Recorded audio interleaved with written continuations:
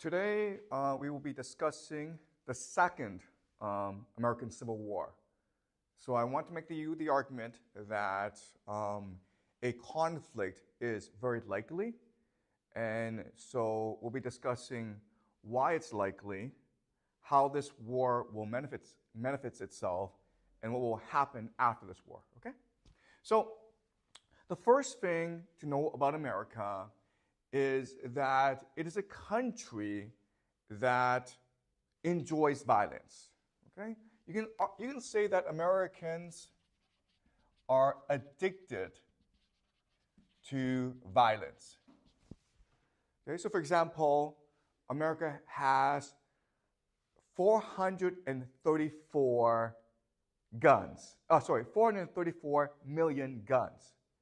That's 1.3 guns for every one person. And the guns they have, a lot of them are like semi-machine guns. Okay? So it's a very gun-obsessed society. Not only that, but they believe that gun ownership is their sacred right as Americans. So the Second Amendment of the Constitution is that every American has the right to bear arms. Then there's American football. Have you guys seen American football, where guys just bang at each other? Okay, it is extremely violent sport. In fact, America is really the only country that plays this sport, and Americans love football. The Super Bowl is the most watched TV event every year, and the game of football causes a lot of psychological injuries, okay? So there are a lot of football players who at age 30, they either commit suicide or they will kill someone because their brains have been destroyed by the game, okay? It is extremely violent sport, and even though it is barbaric, Americans love it. Americans also worship their history of wars. Okay? They believe that fighting wars, it's noble and it's sacred.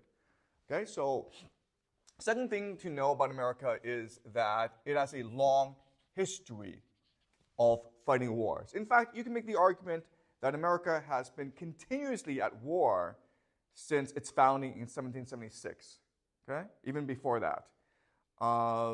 So the first major war that America fought, of course, was the Revolution, right? 1776, War of Independence.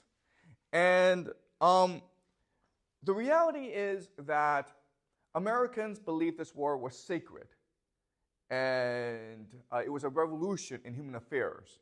But if you actually look at the history of this war, you'll discover that the Americans didn't really fight this war for a good reason.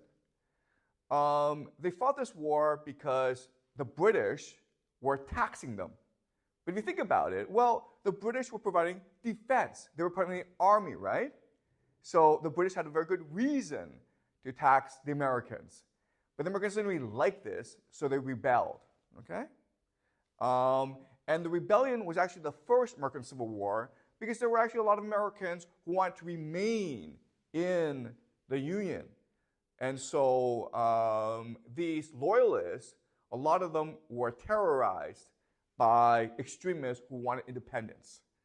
Okay, so that is the American Revolution. But after the American Revolution, the Americans embarked on something called Manifest Destiny. And the idea of Manifest Destiny is that it is God's will that America controls all of the Americas, okay? North America and South America. So the Americans embarked on a violent colonization of all lands, okay? Killing many natives and other peoples to control America, okay? Manifest Destiny. And then this led to, from 1861 to 1865, the American Civil War, okay? Which killed 800,000, a million Americans, okay? But it was the deadliest war that America ever fought, okay? Much more so than World War II and World War I. In fact, more people died in this war than in World War I and World War II combined for America. Right? And if you looked at the reason for the Civil War, again, you're like, they didn't actually have to fight this war, okay? So at the founding of the nation, America was divided into North and South.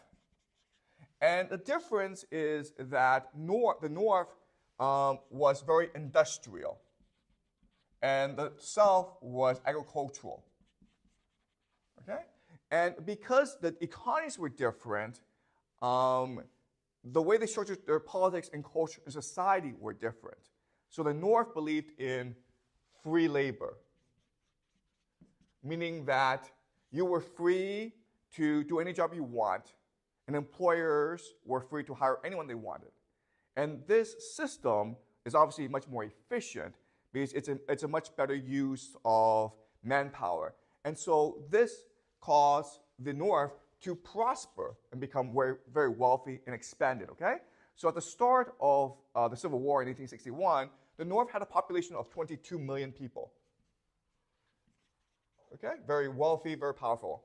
The South was an agricultural-based economy, and therefore it had to rely on slave labor. All right? And even though slave labor made wealthy people very prosperous, it was not good for the economy as a whole, okay? It was an inefficient use of manpower. And at the start of the war, they only had about 9 million people. Okay? But what's important to remember is that the North was an industrial-based economy. The South was an agricultural-based economy. So in terms of weapons manufacturing, in terms of logistics, in terms of organization, the North had a huge advantage over the South. Right? Now, why did they fight the war? And the standard explanation is because the North wanted to get rid of the evil of slavery. And that's not true. That's not what happened. So at the beginning of the founding of the nation, the Constitution permitted slavery. Okay, slavery was legal. And so the South were free to have as many slaves as they want. The North didn't need slaves because it was an industrial-based economy.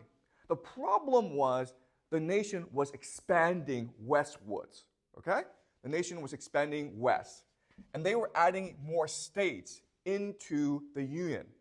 And the more states there are, they can send senators and representatives to Washington, D.C., okay? And the fear was that if these Western states were pro-slavery, then that would tip the balance in favor of the pro-slavery camp. But if the reverse were true, if the Western states were anti-slavery, then the South would be marginalized, okay?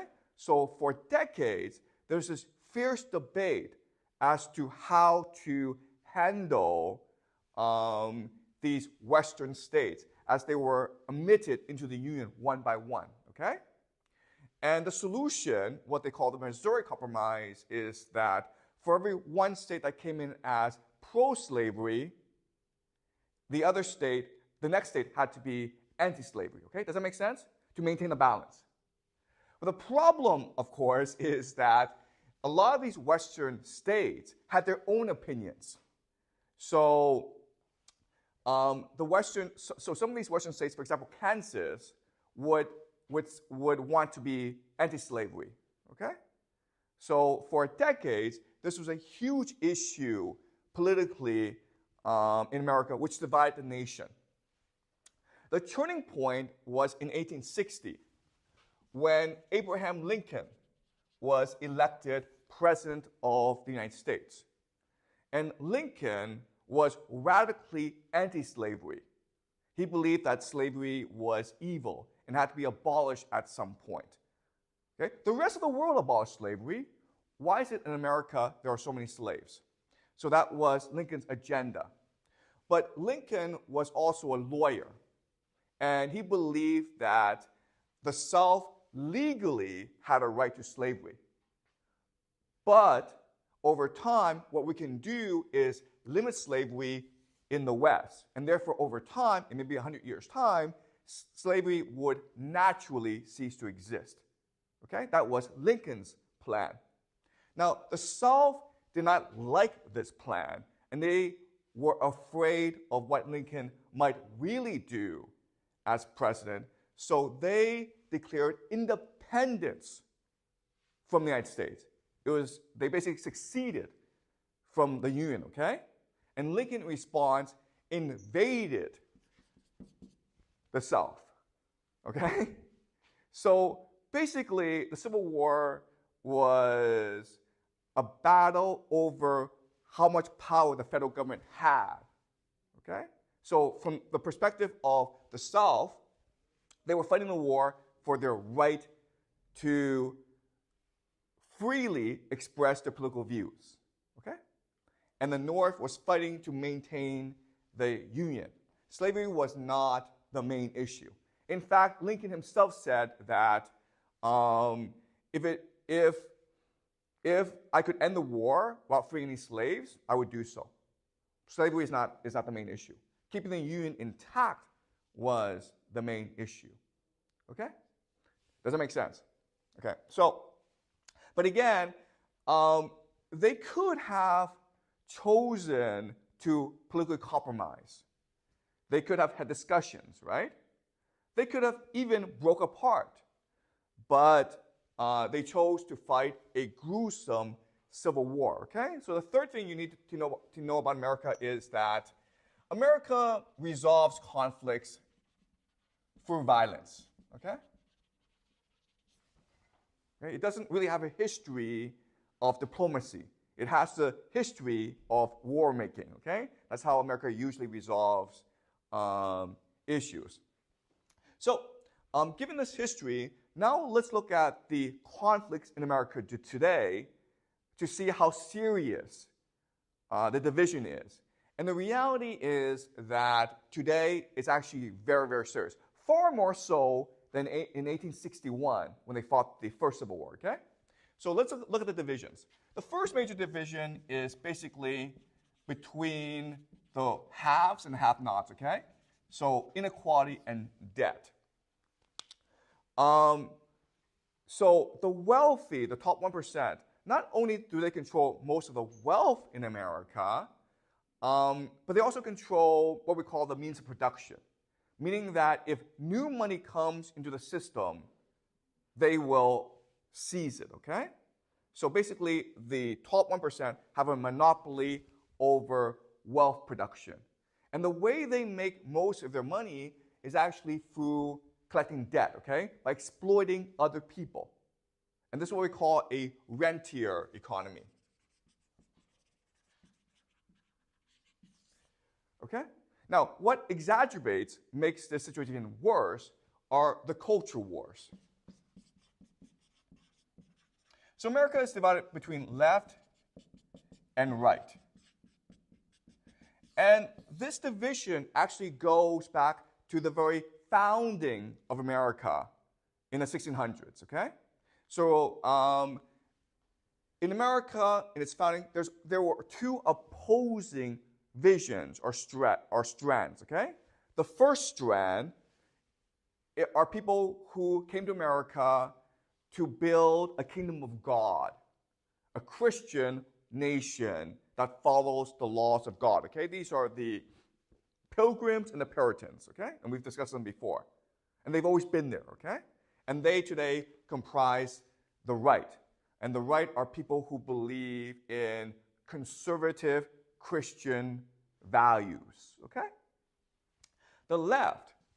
But there's also another strand of America, and these are dissidents or political dissidents.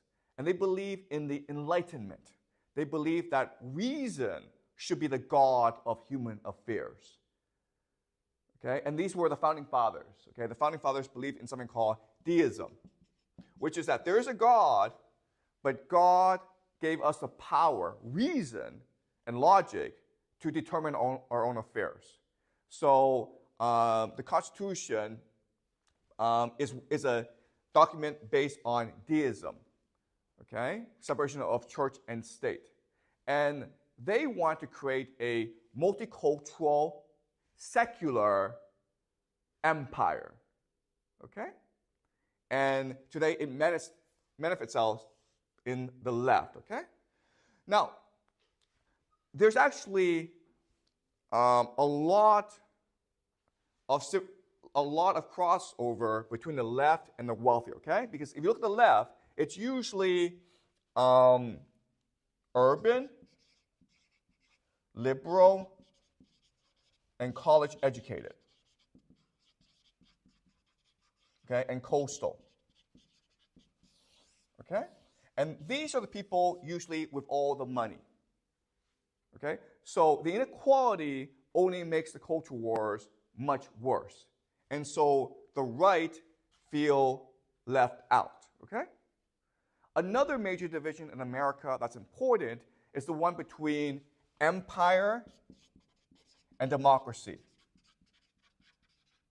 Meaning that there are many people in America who benefit from America being an empire. But the rest suffer from the fact that America is an empire, okay? So, for example, the wars in Afghanistan and Iraq made Wall Street very rich, right? But it was the poor, the right, who sent their sons to fight in these wars and who lost their lives or lost a limb, okay? It was the poor who were taxed in order to fund these wars. And it's the poor who must pay off the debt from these wars, okay? So the right is also very isolationist, meaning like they don't want to fight these wars. They think that America should be an island. It should not intervene in the affairs of the world, okay? So there are a lot of divisions in America. The problem today is that there's no actual solution to any of these divisions, okay? And the reason why, there are three major reasons why a civil war would probably break out, okay? The first major reason is the over-militarization of America. And so what this means is that, okay, first of all, we've already said that in America there are 434 million guns, right, in private hands. So every individual has access to one or two guns. That's the first problem. Second problem is that if you go to a small town in America and you look at like the police there, you think that, okay, it's a small town, it's safe. They should have, I don't know, pistols, right? In fact, they have armored vehicles. Sometimes they have tanks. They have helicopters. They have bulletproof vests. They have machine guns, okay? They got all this from the military. So that's just like a local police force. I'm not even talking about the state militias, okay? The National Guard. These guys are basically an army unto themselves. Then you have federal agencies like the FBI and the CIA and Homeland Security, okay? NSA, okay? There's dozens of these federal agencies. They themselves are their own army, meaning that the FBI and the CIA all have their special forces, tanks, helicopters, jets, bombs, missiles, okay? So these guys can go to war against each other, okay? Then you have the U.S. military. The U.S. military is divided into the Army, the Air Force, the Marines, the Navy, okay? And then have something called the Space Force, okay? All right. To show you how powerful the U.S. military is, okay? Let's look at the top 5 air forces in the world, okay? The top 5 institutions or countries with the most powerful air force in the world. Who's number 1? Who's number 1, do you think? U.S. Air Force, right? Who's number 2? Do you guys know? top 5 air forces in the world. Number 1 would be the U.S. Air Force, right? Who's number 2, do you think?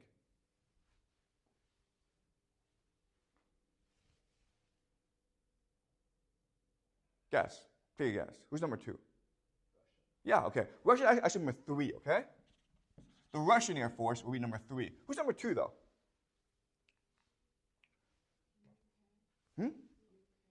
The UK, the British, right? Nope. Okay. Number 2 is actually the U.S. Navy. Who's number 3 is Russia. Number 4 is who? Can you guys guess? The U.S. Army. And who's number 5? Can you guys guess? It's the U.S. Marines. Okay? So 4 of the top 5 air forces in the world are an arm of the U.S. military. Okay, number 1 is the U.S. Air Force. Number 2 is the U.S. Navy. Number 3 is Russia, the entire country of Russia, okay? Number 4 is the U.S. Army. Number 5 is the U.S. Marines. That's how powerful America is. But then you have special forces. And again, we've discussed special forces in this class before. And we said that special forces are good for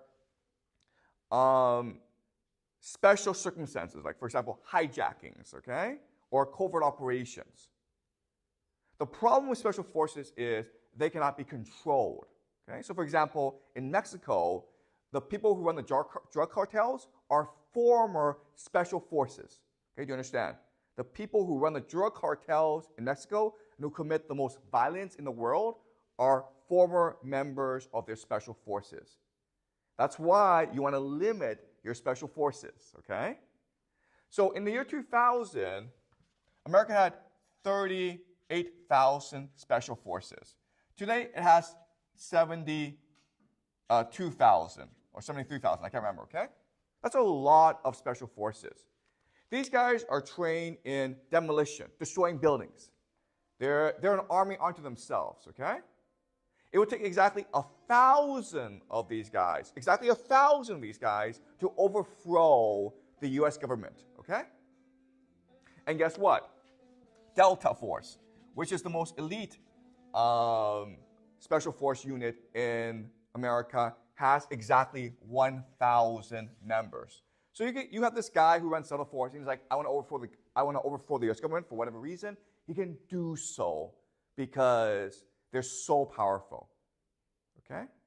So I think special forces, it's just a bomb waiting to explode. So the first major issue is just the over-militarization of America, where anyone who has access to weapons can choose to start a war. Okay? That's the first problem. Second problem is the breakdown of narratives. Okay, so a nation is a fiction, a narrative that everyone believes in. And there are certain narratives that have kept America united, okay? So for example, the first narrative is the American dream, right? The equality of opportunity.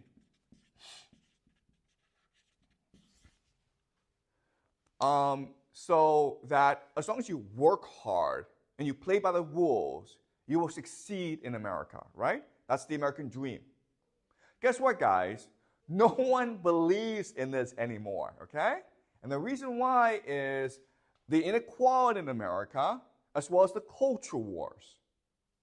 So if you're a young person, you don't believe that if you work hard, you own a house, and you will be wealthy. You don't believe that, okay? You think like the game is stacked against you. You believe that Washington is corrupt. It only serves the interests of the rich. You believe that the wealthy have stolen everything. They've monopolized wealth. And you believe that whatever money you make will be stolen by the rich and by the government, okay? So there's absolutely no reason to work hard. So this idea that if you work hard, you will succeed. It's dead. Okay? Now the new American dream is, how do I stay out of debt? Right? If you're a college graduate, you have tens of thousands of dollars in debt. Consumers have thousands of dollars in credit card debt. You can no longer afford houses. If you buy a house, you can't pay off the mortgage, okay? So this idea of the American dream, it's basically dead for most people.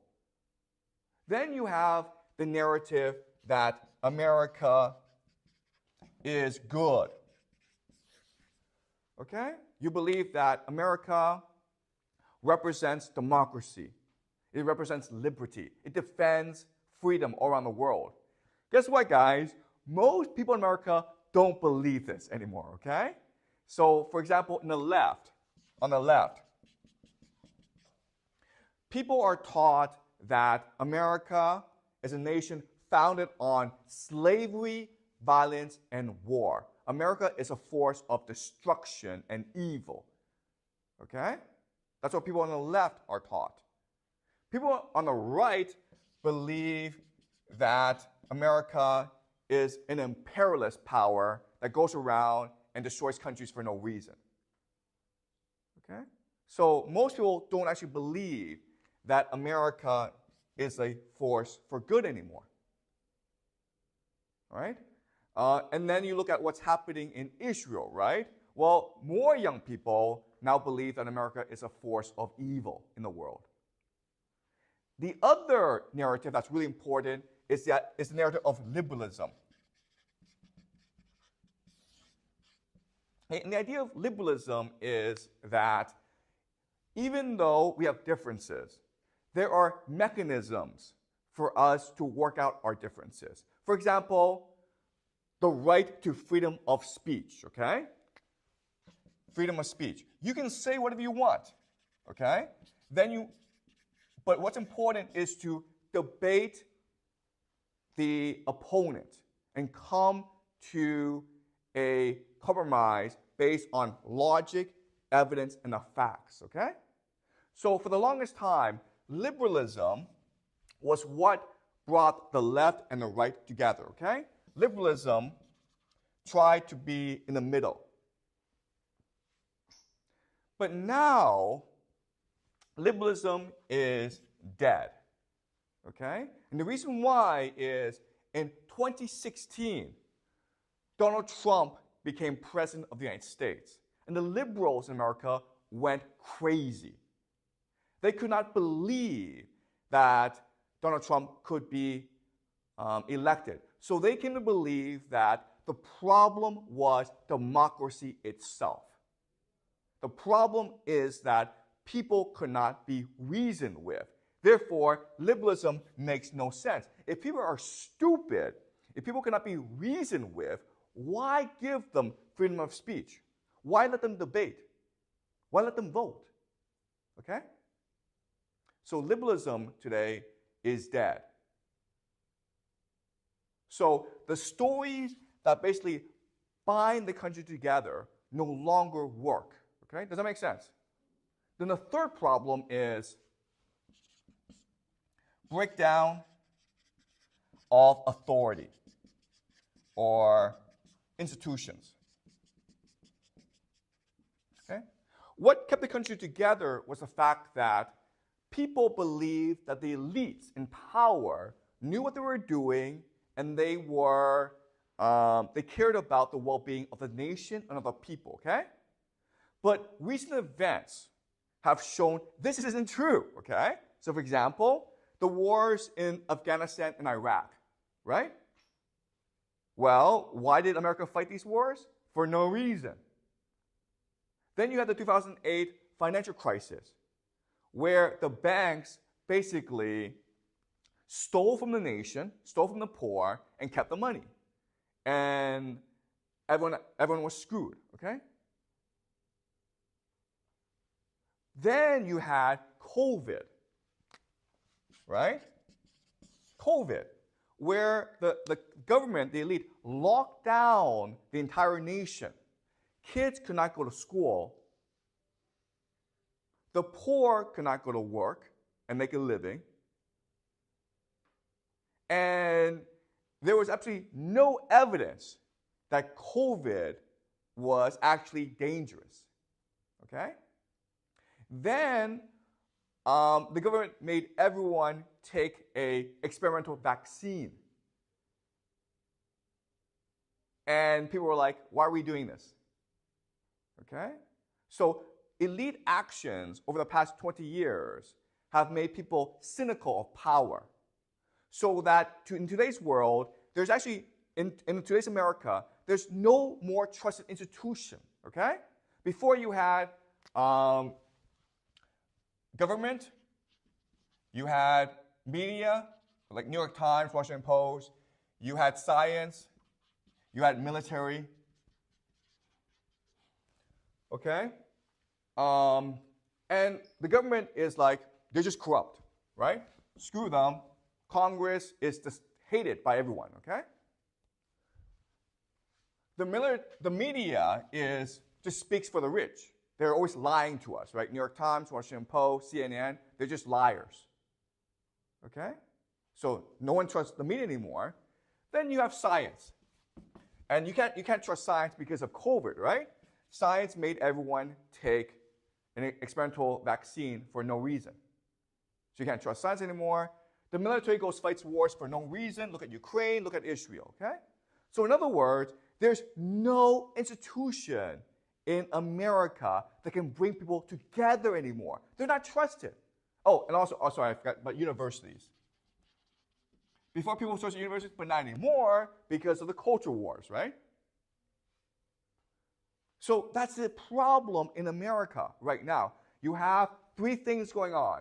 You have the militarization of society, where anyone can start a war for no reason, okay? Second is that you have a breakdown of the stories, the narratives that bind the country together. So no one knows what it means to be American anymore. And number three is there are no more authority figures, no more institutions that can bring people together. They can only divide people. Okay? Does that make sense? Okay? And this is getting worse. So we've seen the government fall, the media fall, the science fall, military fall, universities. But there's also the justice system, right? The courts. And this is falling as well because of Donald Trump. Remember, like last week in New York City, Donald Trump was convicted guilty of 34 felonies, okay? And so people are now no longer trusting the court system, the justice system, okay? So again, all these sacred institutions in America, they're all falling one by one, okay? So does this make sense? So if you look at all this, okay, America's history of violence, the conflicts raging in America, and the fact that America no longer believes in institutions and in narratives, okay, then the most likely outcome is a civil war. Okay, does that make sense? So any questions so far?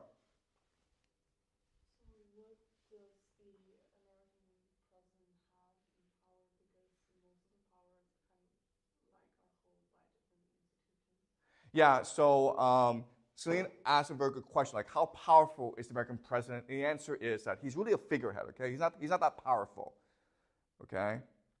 Because as Celine points out, power is diffuse in America, in institutions. And if these institutions are corrupt, there's very little the president can do about it.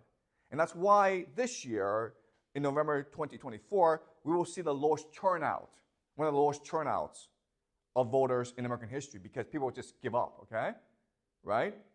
4 years ago, they came out to kick Trump out of office because they believed that Trump was a threat to democracy. And with Biden, people recognize that, no, it's all corrupt. Just burn the system down. Who cares? Okay? So no one cares who's president anymore. And that's going to help Trump in November. Okay? Any more questions before I move on?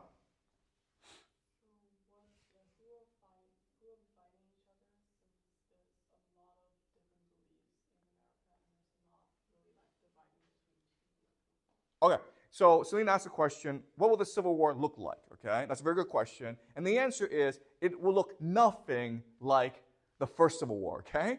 Because in the First Civil War, there was clearly a division that divided the nation, okay? A pro-slavery camp and an anti-slavery camp, okay? But as you can see from this chart, in today's America, conflicts, there are many sorts of conflicts, there are many sorts of factions in America, okay? And therefore, the Civil War will not be one event, but it will be a series of violent episodes over 10, 20, 50 years, okay? Does that make sense? So let's go over these events, okay? The first thing that would probably happen are sort of riots and unrest, okay? And we saw that during the first Trump presidency because of the George Floyd Black Lives Matter protests, okay? So we'll see more of that when Trump becomes president, where people are so angry at his election, they'll start rioting, okay? And there'll be a lot of unrest. Second is basically civil conflict, meaning that neighbors take guns against each other. So America is divided between left and right, but there are actually pockets of America where left and right are very closely, they live very closely with each other, okay? So it's very likely to take arms against each other.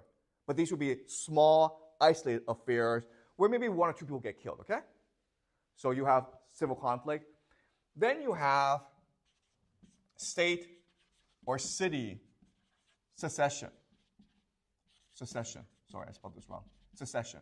Meaning that you have maybe one city, New York City, or one state, California, and they're so disgusted by the state of affairs, they declare independence, okay? They succeed. And guess what? They have their own army. Their citizens are armed, okay? But they'll most likely be attacked by other states or different groups, okay? So that would be a more major conflict, okay? Then you have what we'll call insurgencies.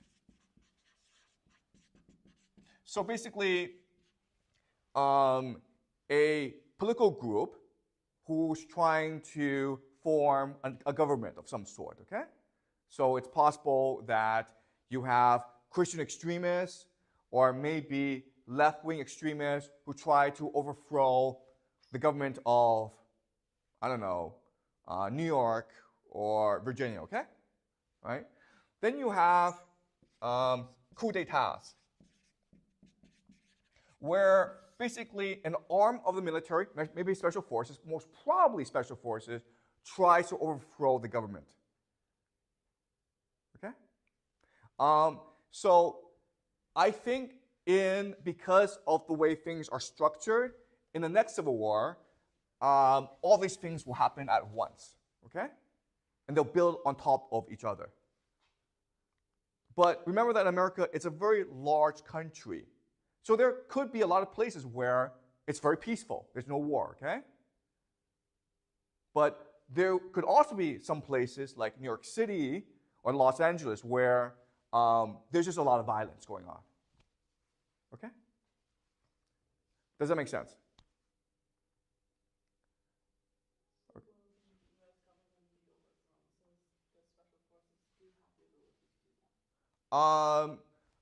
Okay. So whether or not the U.S. government is overthrown, that's a very specific question. I don't know. Okay? The only thing I can do is look at the structural forces and conclude that a civil war is very likely and that the civil war will be very chaotic. But what will actually happen in the civil war, I don't actually know. Okay? Okay? But what I will say is that given the nature of the civil war, I think once the war ends, the outcome will be that America becomes a Christian, isolationist theocracy. Okay? And the reason is very simple. Okay? The reason is very simple. Remember that at the founding of America, there were two opposing visions of the country. The first was to build a multicultural, secular empire to spread democracy and freedom around the world. Okay? That was the first vision. And America has achieved this vision. Okay, and it's led to all of this conflict. The second vision, which is also very strong, is to believe in America as a white Christian nation dedicated to the rule of God. Okay? And so I think there will be extremists in America who will want to push this agenda. And why will they win? Why would they win? Why are they most likely to win this war?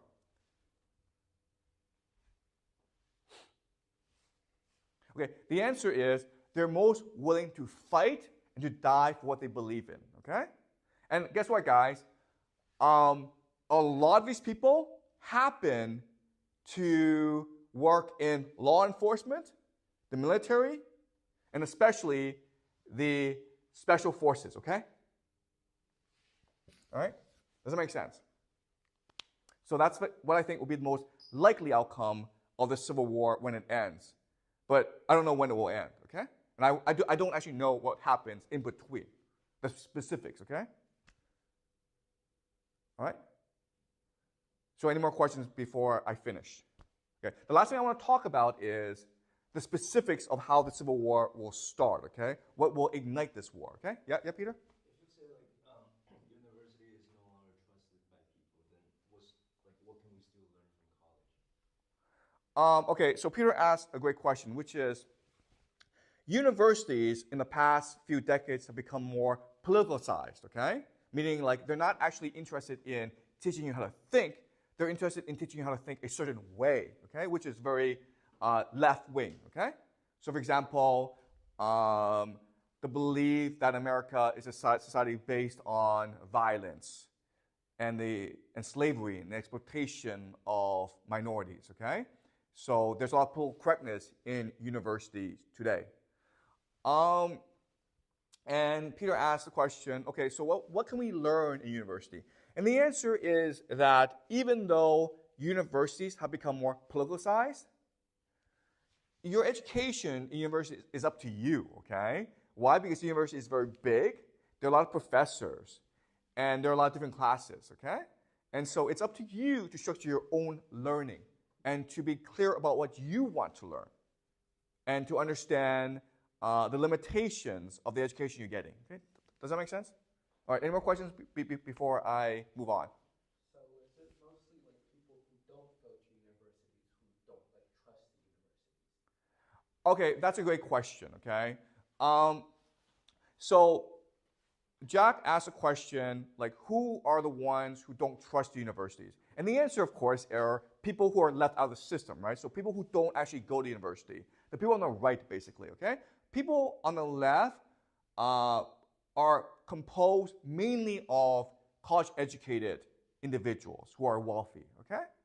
But at the same time, there are many universities who do not like what's going on. So there's a faction within the university, professors and students, who are dismayed by what's going on, okay? But they're only a small fraction of the total population, okay? Most universities have become extremely, extremely left-wing, okay? Any more questions before I move on? So why would there be more anger and riot when Donald Trump is elected? Because do people want him to be elected? Okay, all right. So I'll move on to my next point, which will answer your question, okay? All right. Now let's talk about how the Civil War will actually start, okay? And we'll start with the election of Donald Trump, the re-election of Donald Trump. And the reason why is that Trump is a unique figure in American politics. And the reason why is that he embodies the culture wars, okay? Meaning like the people on the left, all that they hate in the right manifests themselves in Donald Trump, okay?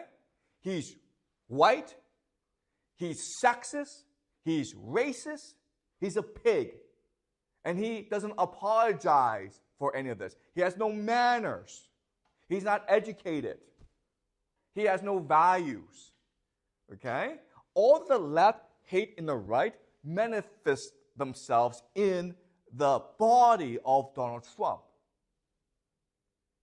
And that's why the right loves Donald Trump, right? Because their enemies hate them. Okay? So, and for many on the right, Donald Trump is the Messiah. Okay? He's the Jesus. And everything that's happened in the past 8-9 years for them has confirmed that Donald Trump is Jesus. Okay? And the reason why is Donald Trump, ever since he became elected president, the left, the elite, has been trying to persecute him, right? Remember that when he became president, the media was spreading stories that Trump was a Russian agent. He was a spy of Putin. That's just nonsense. There's no evidence of that, but people believe that, okay?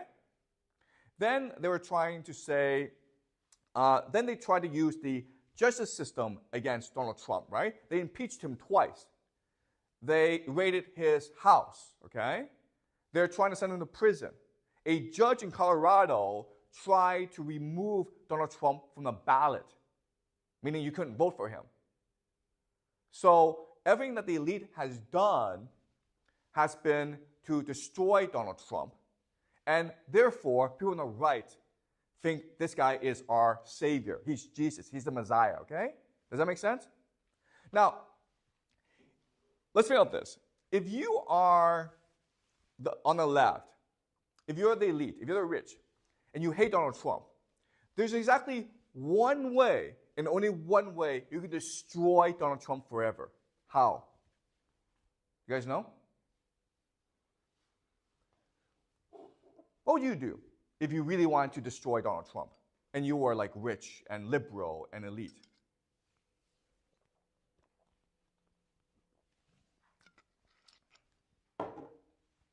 You go to Donald Trump, you have dinner together, and you say 3 words, and you will destroy him. What are these 3 words?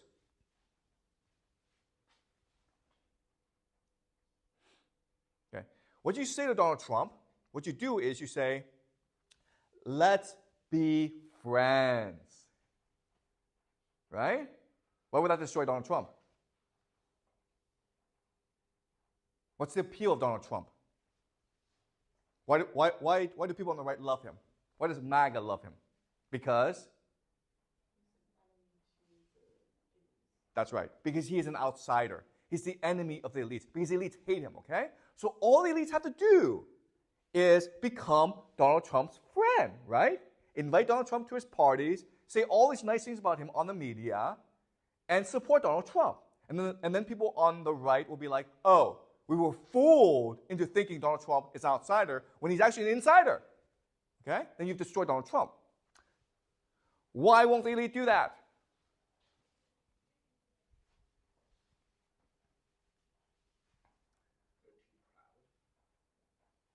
No, it's not because they're too proud. It's because what?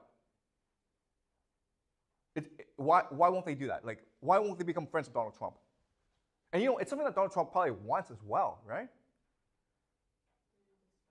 Yeah, it's hatred, okay? Do you understand? It's pure hatred. I want to kill this guy. Okay, do you understand? So you can see, like, the hatred between left and right. Remember that Donald Trump manifests all the right, okay? All the cultural values of the right, okay? And so people, the elite, hate this guy so much that they're willing to do anything to get rid of this guy. But the irony is that because of this anger and hatred, they're doing everything to make Donald Trump invincible, okay? This is what we call TDS, or Trump derangement syndrome. The inability to recognize who Donald Trump is, and the inability to think properly about how to deal with Donald Trump, okay?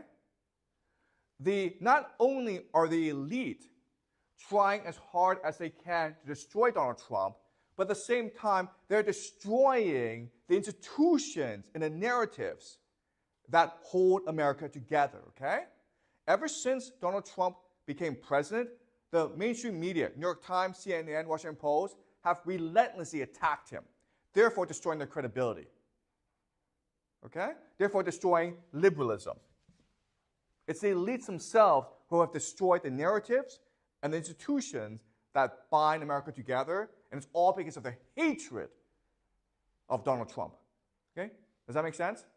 So it's really going to be this hatred of Donald Trump that drives the Second American Civil War. Okay? All right? Does that make sense? All right. So let's see how this will play out. Okay. So what will start this Civil War is in November, Trump becomes president. Okay? So Trump becomes president. And the first thing that Trump has to figure out once he becomes president is how does he stay in office for the rest of his life, okay? And the reason why is the moment he leaves office, he's going to be sued. He's going to be put in jail. He's going to be attacked by the elites, okay? So the first thing he needs to figure out, the only thing that he actually cares about is how do I stay in office for the rest of my life, okay? Now, there's a trick he can use to stay in office for the rest of his life, okay? Because the Constitution says that you can only serve 2 terms as president. But there's nothing in the Constitution that says you can't serve as vice president for as long as you want. Do you understand? So what Trump can do in 2028 is have his son run for president, and he becomes the vice president. But everyone will know that he'll still be the president. You understand? Does that make sense to you guys? That's a trick he can use in 2028, okay? Because I guarantee you, the moment he steps into the White House, he's like, okay, how do I stay in here forever? Because it's either the White House or the jailhouse for me, okay? So he's going to think about how to stay in office. And the easiest thing he can do is have his son, Don Jr., run as president. He's run as vice president, okay? But everyone will know that he's still a president. Does that make sense? Okay? So you can imagine that if Trump does this, then this will create a constitutional crisis in the country where, like, the left go insane, okay? You're talking about, like, riots on the streets, civil conflict. Maybe New York City and Boston be like, we're leaving the union if Trump becomes president again, okay? You have these insurgencies all around America to rebel against the Trump regime, okay? So this is something that Trump can do in 2028, okay? Now the question then is, what can he do to ensure that he wins in 2028? And the easiest answer is over the next 2-3 years, start a war with Iran. Okay? Start a war with Iran. The reason why this is important is that by starting a war with Iran, he wins over the deep state, right? He wins over the Israel lobby. He wins over the military-industrial complex. He wins over a lot of the elite on his side. Okay, does that make sense? Now, we discussed that America cannot possibly win a war against Iran. This war can only drag on, right? Now, let me ask you this question. Why would this be good for Trump? If in 2028, okay, he's running for vice president, his son is running for president, and the war in Iran is dragging on, or it seems the United States is going to lose this war, why would this be good for Trump in 2028?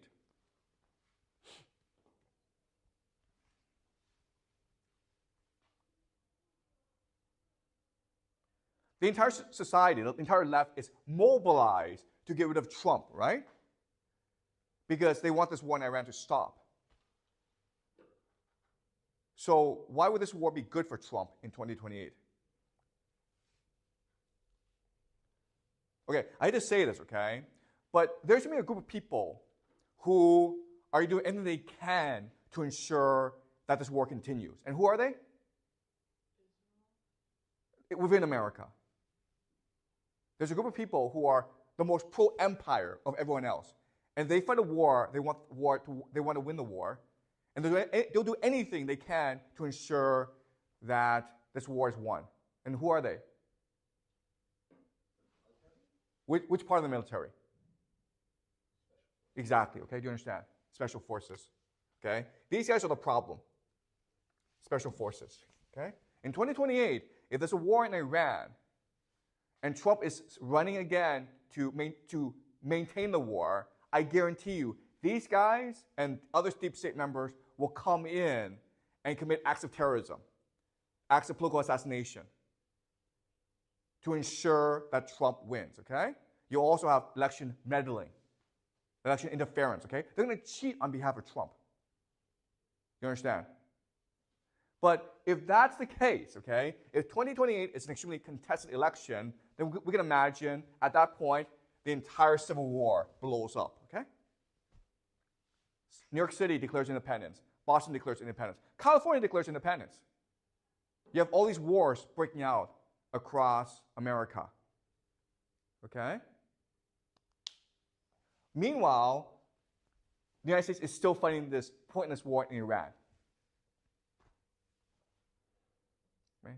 So I think that's what's going to happen. All right, any questions? Or is there anything you're not clear about? Will the military support Trump, in the Civil War? Okay. So the U.S. military, so Jack's question is like, who will the U.S. military support? Okay. So the U.S. military is very complicated because you know it's divided into a lot of different departments. Okay. So the military is not one beast. It's like many different beasts. Okay.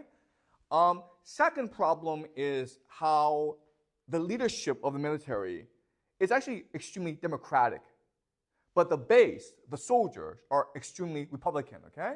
So you have this ideological mismatch between the leadership, the generals, and the soldiers, okay? So it's most likely that given these differences, the military does not intervene in the Civil War, okay? But there is a group in the military who has the leeway, the flexibility, and the will to intervene in this war, and it's special forces, right? Because they're not controlled by bureaucracy. Does that make sense? So the question then is, who will special forces support? And the answer is that different special force units will support different factions, okay? That's why the Civil War can be extremely violent, right? Because Americans will have access to guns, but these guys have access to jets and bombs and tanks, okay? Does that make sense? Plus, again, each one of these guys can be a general in the war. Okay? Special forces is extremely powerful. Okay? Does that answer your question, Jack? Okay. Any more questions? Will the right wing still love Trump when Trump is advocating for war because they are the ones sending people to? Okay. So Celine asked a great question, okay? And this is actually the most fundamental question.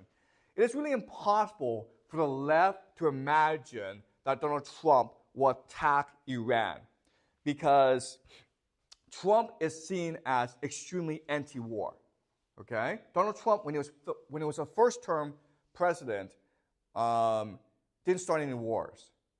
And so the left is not expecting Donald Trump to declare war because he didn't do so, and he's declared he won't do so, okay? But here's what we know. First thing we know is that presidents on the campaign trail do things radically different from when they become president, okay? Every president is the same way. What you say in public before you become president and what you do as president are two very different things, okay? That's the first thing. Second thing is that Donald Trump has recently said publicly that Joe Biden is not doing enough to protect Israel, meaning that he will do more to support Israel.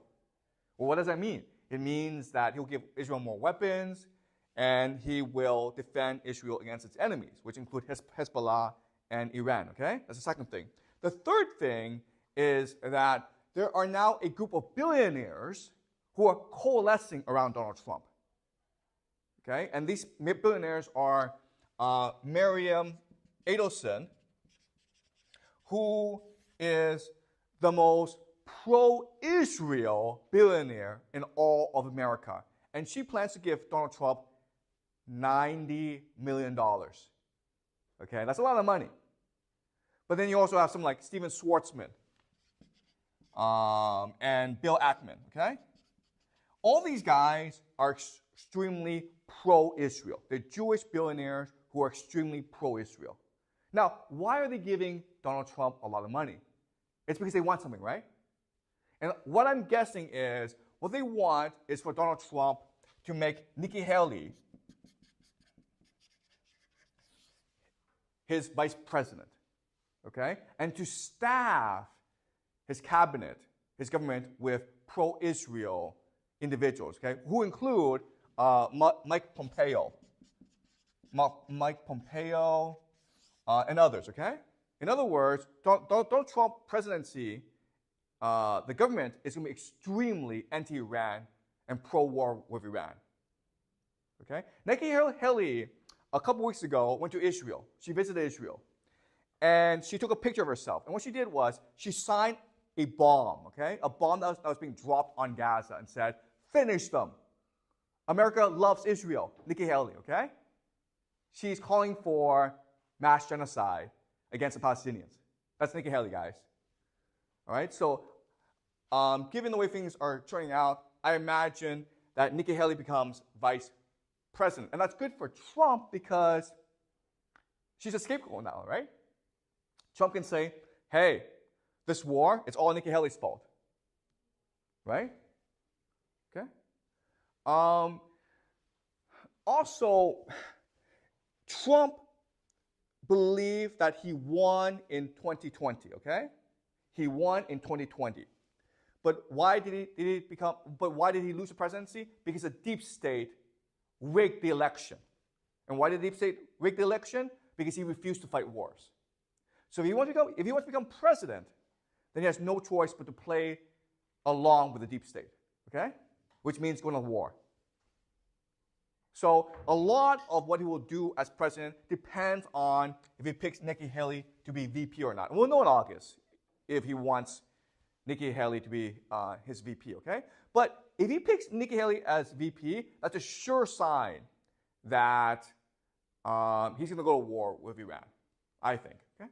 Because she'll be pushing for war with Iran, okay? But then the question is, how will Donald Trump's base react, okay? Because his base is actually extremely anti-Nikki Haley and anti-war, right?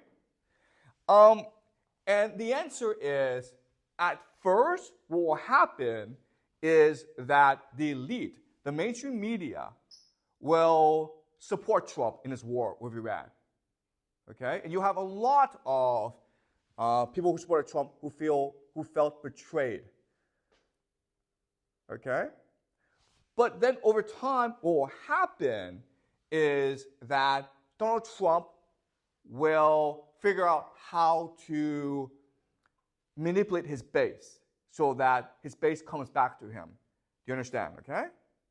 And so there are different ways he can do that. First of all, what he can do is blame Nikki Haley in the deep state and says, oh, I was fooled. I was manipulated. I now want out of this war. Okay? After he wins in 2028, he can change directions and say, I now want to end this war and make America into a Christian isolationist theocracy, okay? Okay, do you understand? That's something that he can do, all right? Something that he can do is go against Israel, okay? And just say that it's Israel that planned all this, okay? It's Israel that conspired to trick America into going to war. He can say that. And there'll be a lot of people who say that, okay? It was the Jews who conspired against us. All right? So there's a lot of things he can say. But whatever he does, all it's going to do is create more war, okay, within America. All he's going to do is inflame the Civil War, okay? Well, no matter what he does, there's going to be people who love him and there are going to be people who hate him. And they're going to go to war with each other. And that's why I think Donald Trump, as long as he's in office, the Civil War is going to break out and it's going to be very, very violent, okay? Because he's, again, I don't know what it is about Donald Trump, but he brings out the worst in people, okay? In 2016, before Donald Trump was president, America was actually a pretty sane place. Now it's insane. Now it's like you can't recognize it anymore, okay? Now, I mean, and I'll be honest with you, okay? I am very much on the left, okay? I think like a person on the left, and my values are extremely liberal left values, okay? And in 2016, when Trump became president, I was traumatized. I believed the world had fallen apart, okay? I believed the world was destroyed. Everything that I believed in was destroyed. And it took me a long time to step out of the trauma. But I still have these liberal friends. And I guarantee, and like the moment we talk about Trump, if I say anything nice about Trump, which is like, okay, you know what? Trump is an idiot, but he's representing people who feel marginalized. They become so angry with me, okay? Like I feel insecure or unsafe. I feel as though they're about to punch me, okay? If I say anything nice about Donald Trump, then people will want to punch me, okay? And like I'm their friend. I've known them for like decades. And they know that like I hate Donald Trump as much as anyone, okay? But you're not allowed to say anything nice about Donald Trump among liberals and leftist people. Okay? So does that answer your question, Celine? Okay. So it's complicated, okay? But I think this is what could happen. All right? Any more questions? If Nikki Haley did all that thing, then like, what about the suburbans? Will they still vote for Trump? Okay. So this goes back to the question of empire, okay? So again, unfortunately, there are a lot of Americans who benefit from empire. Okay, that's why they want war with Iran. So these people work on Wall Street. They work for the military-industrial complex, and they tend to live in the suburbs. Okay. Okay. Any more questions? Is there anything you're not clear about? Does this argument make sense to you? Does the logic here make sense to you guys? Okay. Is there anything you want me to clarify?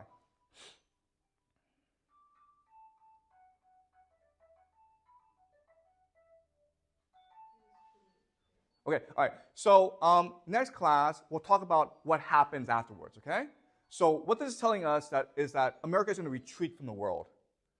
But when America retreats from the world, we will live in a multipolar world, okay? So next class, we'll discuss what this multipolar world looks like, okay?